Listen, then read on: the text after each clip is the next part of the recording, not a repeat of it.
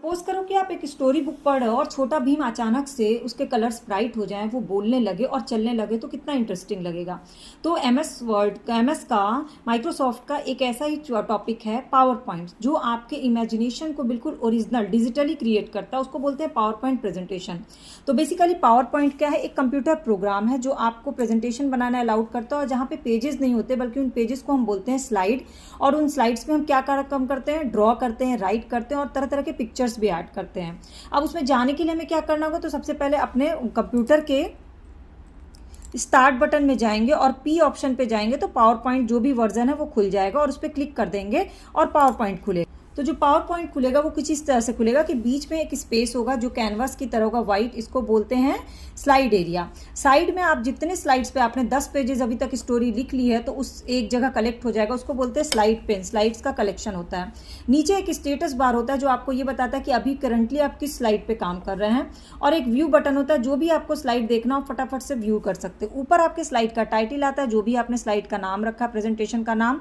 फिर आपके कई सारे टैब आते हैं, जैसे home tab, design tab, format tab, जितने भी सारे टैब हैं जो आपको हेल्प करते हैं अपने स्लाइड को खूबसूरत और डिजिटली बहुत ही अच्छा अपीलिंग बनाने के लिए। और फिर आता है रिबन, जो आपको ढेर सारे ऑप्शंस देते हैं। सबसे कॉर्नर में होता है मिनिमाइज, मैक्सिमाइज और क्लोज बटन।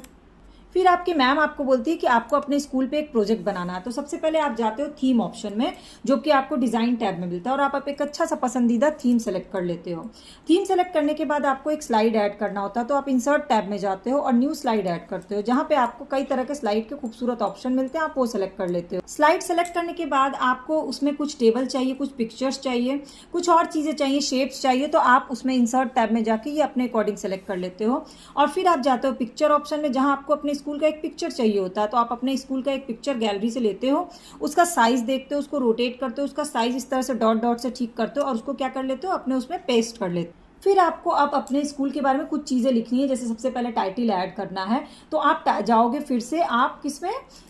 उसमें जाओगे ऐड टाइटल में, और वहां पर अपना फॉन्ट साइज किस तरह के टाइप में लिखना है, किस कलर में लिखना है, बोल्ड लिखना है, इटैलिक लिखना है, ये सारी चीजें सेलेक्ट करके अपने स्कूल का नाम, लोकेशन लिख देते। और वो सब लिखने के बाद आपकी मैम ने बोला अपने स्कूल के बारे में कम से कम 10 लाइंस लिखने, तो आप 10 लाइंस के लिए एडिंग मोर टेक्स्ट बॉक्सेस करते हो, जाकर जहाँ के आप